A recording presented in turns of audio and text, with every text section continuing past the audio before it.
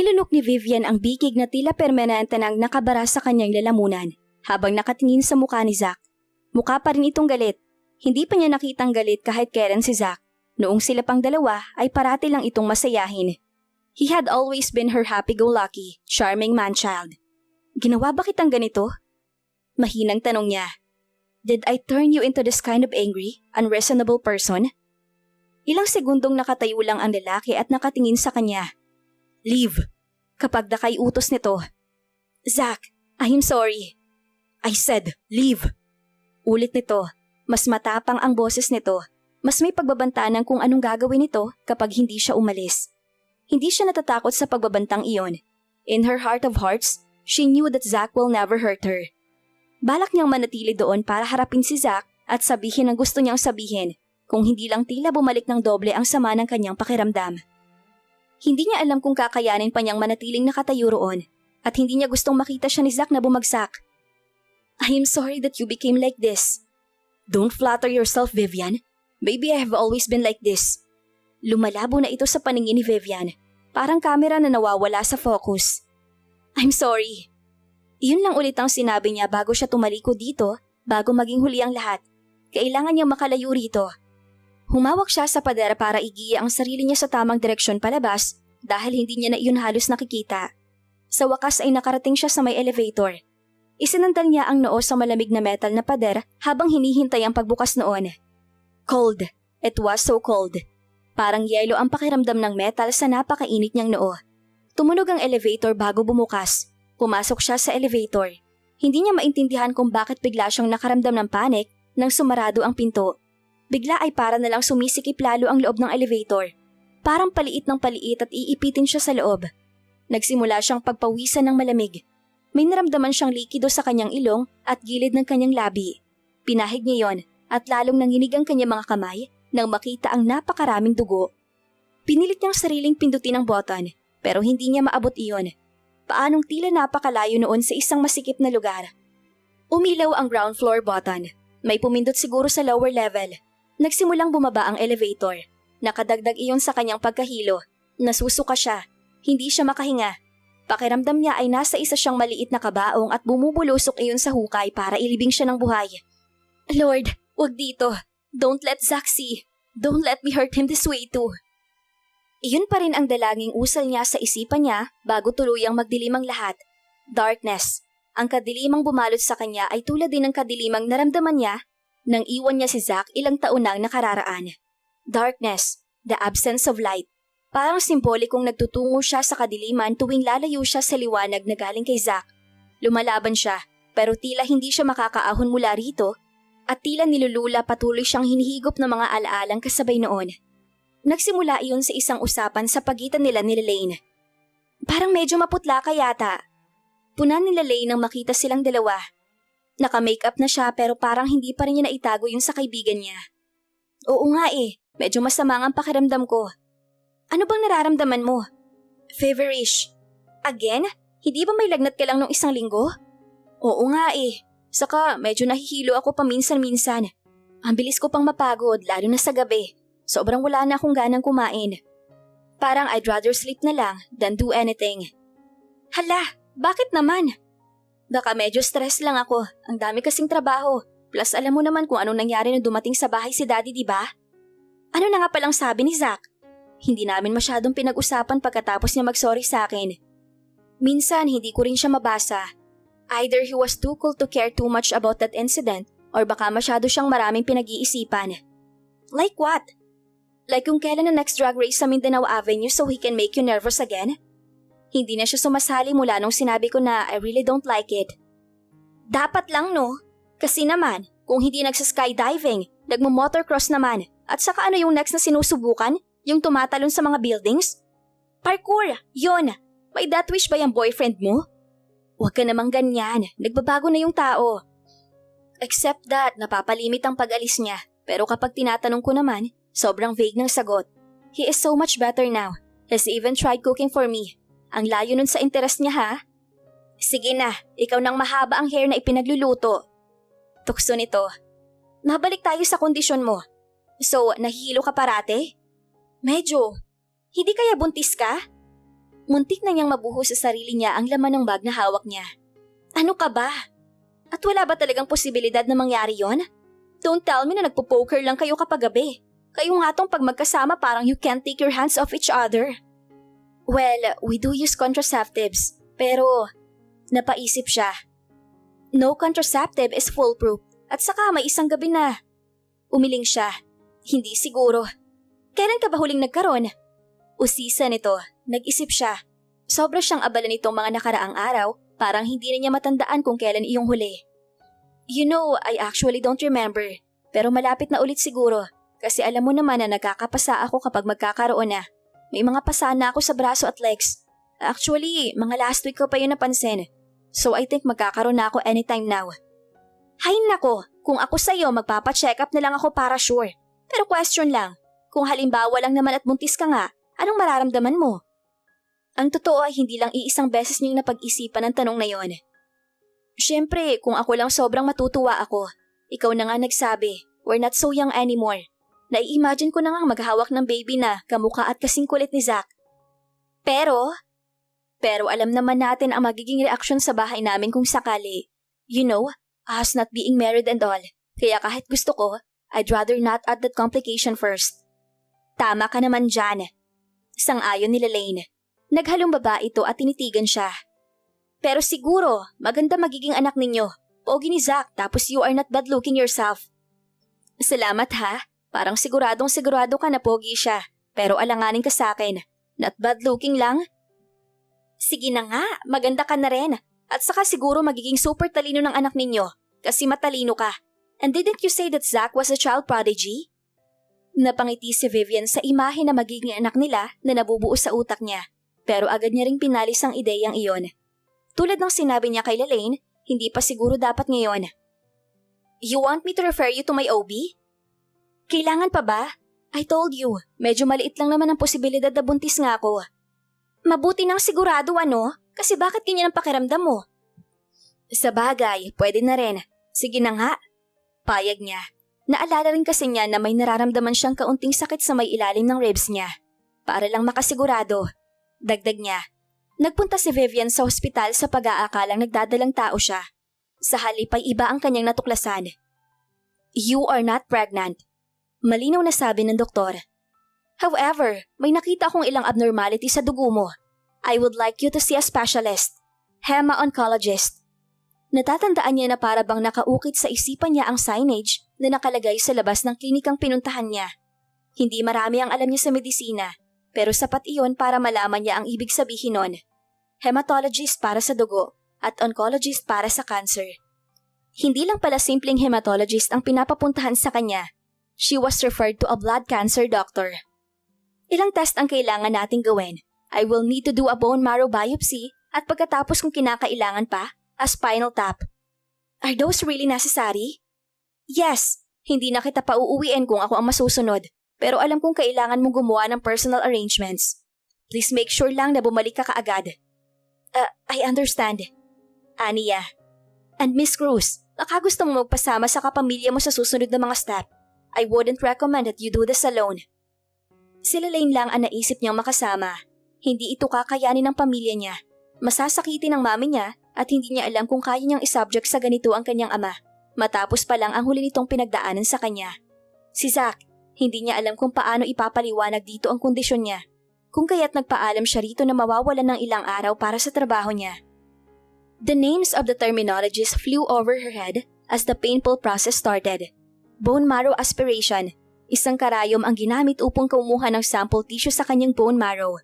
Sinundan iyon ng bone marrow biopsy na gumamit ng mas malaki pang karayom para makakuha ng samples ng maliit na bahagi ng bone at bone marrow.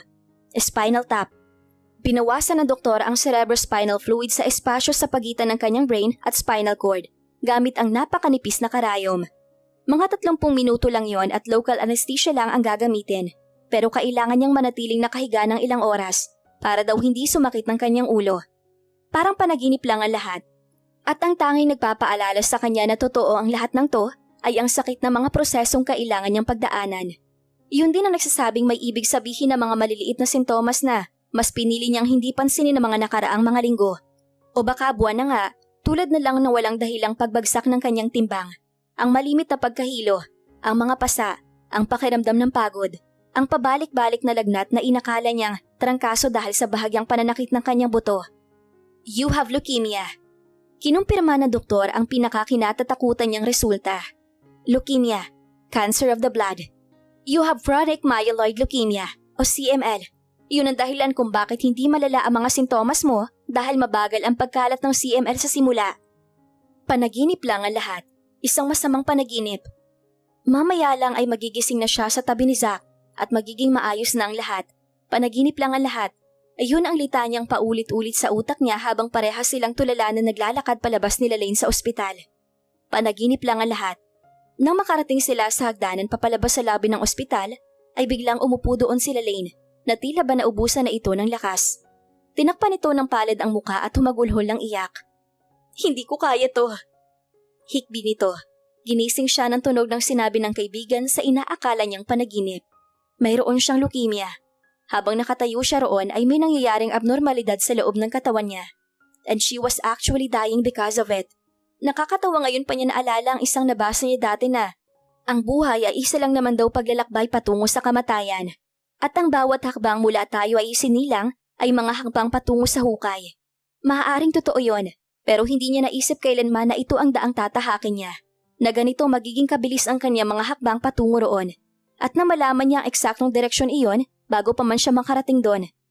Akala niya ay marami pa siyang panahon para ipakita sa mga magulang ang pagmamahal niya, para makipaglaro pa sa mga kapatid niya, para makasama pa si Zack.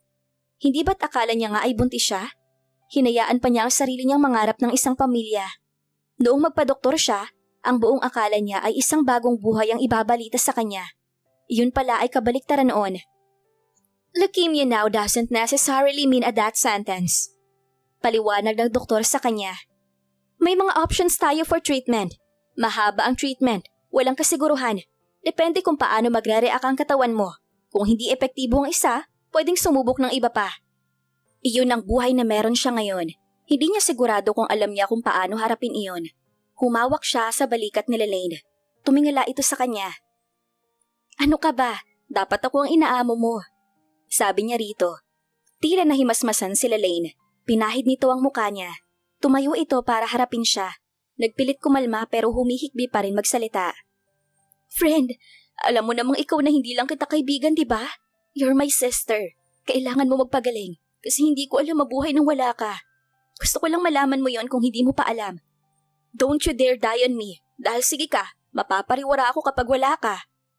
Nakasarili ang dahilang sinabi nito pero tinanggap niya iyon bilang pagpapaalam nito sa kanya kung gaano siya kahalaga sa buhay nito. Nangiti siya sa kabila ng pag-agos ng luha sa pisngi niya. Alam na niya ang una niyang dapat gawin. She needed to be strong for all the people she loved. Kinailangan ni Vivian na maging matatag para sa pamilya niya. Kailangan niyang magpakatatag para kay Zack. I am leaving. Iyon ang sinabi niya sa magulang. Nakakuha siya ng alok ng trabaho sa Singapore at balak niyang tanggapin iyon para kumita ng mas malaki dahil gusto na niyang makaipon. Iyon ang paliwanag niya sa mga ito. Paano si Zack? Tanong ng mga ito. Paano si Zack? I am leaving and I want a clean break. Iyon ang sinabi niya sa binata. Sa mismong gabi na balak nitong mag-propose sa kanya. Sa isang romantikong setting na alam niyang magugustuhan niya kung naging iba lang ang sitwasyon. Iniwan niya si Zack ng halos walang paliwanag kung hindi sa nagsasawa na siyang makisama sa isang taong walang plano sa kinabukasan nito. Naalala niyang humakbang siya palayo rito na para bang puputok ang puso niya. Every step away from him was like a little death. Tanging ang salita lang sa utak na nagsasabing mas mabuti na yon para kay Zack. Para sa kinabukasan nito ang nagbigay sa kanya ng lakas na humakbang pa ng isa at ng isa pa ulit hanggang sa tuluyan na siyang gupuin ng masamang pakiramdam. Nang muli siyang magising ng araw na yon ay si Walden Perez ang namulatan niya. How are you feeling? Nag-aalalang tanong ng kapatid ni Zack. Like that. Gusto niyang isagot. Okay. Sinubukan niya magsalita pero wala kaagad boses na lumabas sa lalamunan niya. Bakit ka nandito? Nakaya niyang itanong sa malat na tinig. Tinatawagan kita sa cellphone mo nang mag-collapse ka. Sinagot ng taxi driver ang tawag ko. Ako nag-utos sa kanyang dalhin ka rito. Sumunod lang ako para tingnan ka. Salamat. Aniya. You're very sick, Vivian. Nagpupumalit siyang bumangon at tila napansin iyon ni Walden. Itinaas nito ang likod ng higaan niya para tulungan siyang makaupo man lang sa kama. Umupo ito sa upuang nasa tabi sa kama. Waring naiintindihan ng pangangailangan niyang maging kapantay nito ang posisyon habang nag-uusap silang dalawa. I just saw the report from HR, kaya kita tinatawagan kanina. Tumango siya. Nagpilit siyang ngitian ito. Am I fired? Subok niyang mabiro dahil seryosong-seryoso ang pagkakatitig nito sa kanya at nakokonsyo siya. Alam ba to ni Zach? Napalis ang ngiti niya sa pagbanggit ng pangalang iyon. Hindi na niya kailangan malaman. Bakit? Wala na kami. We just broke up. Sinubukan niyang umiti nang sinabi iyon na para bang isang magandang balita iyon. Pero ipinagkanulo siya ng luhang ayaw tumigil sa pagtulo sa pisngi niya. Vivian, what have you done? Natatandaan mo bang usapan natin sa opisina mo? Yung kailangan kong gawin? I shouldn't have asked that from you. Bakit? Dahil may sakit ako? Had I known? No, Walden. Hindi mo ba naiisip? It makes better sense to do this now. Ikinuwento mo sa akin ang dahilan kung bakit nawalan siya ng drive para maging successful sa buhay niya. Gusto kong ibalik sa kanya yon. At sa palagay mo, what you did will push him to work harder? Yes. Something hurtful must have caused him to stop caring. Pero hindi naman nagbago ang talino o ang totoong drive ni Zach. Itinago niya lang. And he just needed another push para buhayin ulit yon. At your expense? Sa tono nito ay halatang hindi ito sang-ayon sa kanya. Walden, wala nang mawawala pa sa akin. I am dying. No, you're not. May mga options ka pa for treatment. Okay, fine. I'm seriously ill. You can still get well. Walang kasiguraduhan yon. At hindi ko dadagdagan ng pabigat na hihila kay Zach pababa. Mahaba ang proseso ng treatment ng pagaling ko. Kung gagaling man ako at walang kasiguraduhan ng lahat dahil sa nangyari sa mga magulang niyo, hindi papayagan si Zach ng konsensya niya na pabayaan ako o umalis sa tabi ko. At the end of it all, pwede ko pa ring iwan. At kapag nangyari yon, it will be more devastating for him at baka maging huli ng lahat para makabawi siya. Sa pag-iwan ko sa kanya ngayon, maaaring makatulong ito sa kanya na balikan ng buhay na para sa kanya. Hindi mo ba iniisip ang sarili mo? Ikaw ang may sakit. Ikaw sanang mas may kailangan. Paano ka? You know how much I love Zach. Narinig niya sa unang pagkakataon ay nabasag ang boses niya dahil sa emosyon. I love him so much that if I could, I would live his life for him and make every single thing alright. Pero hindi ko kayang gawin yon dahil sarili kong ang buhay ay hindi ko kayang panghawakan. Isa na lang ang kaya kong gawin para sa kanya. I need to hurt him now, briefly, so he would choose to live better. Maybe in anger at first, pero mawawala din yon. Someday, maiintindihan din niya ang lahat. At maiisip niya na nangyari ang lahat dahil minahal siya. Then he can go through life knowing that he was loved. Healing would be easier then. And maybe then, he would learn to love again. And learn to find happiness again. At kung wala na ako para makita yon, I would still be content wherever I may be. But what if all the sacrifices lead to nothing? Naniniwala akong kilala ko si Zach. And I love him enough to take that risk. Determinadong sabi niya. Noong una ay alam niyang suntok sa buwan ang pagpapagamot ng totohanan dahil sa limitadong kakayanan niya. Nakipag-usap siya kay Lalaine para makitira sa isang rest house na mga ito para magtago habang nag-iisip ng kung anong gagawin niya. Noong una ay hindi pa ito sang-ayon sa gusto niya. Dapat malaman ng parents mo ang totoo, sabi nito. Sasabihin ko rin sa kanila kung talagang wala ng pag-asa. Kung gagaling din lang naman ako sa treatment na to, wala na sigurong dahilan para pahirapan ko sila sa pag-iisip. What are you going to do with money? Tanong nito. May kaunti akong naipon. May ilang % din na pwedeng i-cover ang health insurance ko.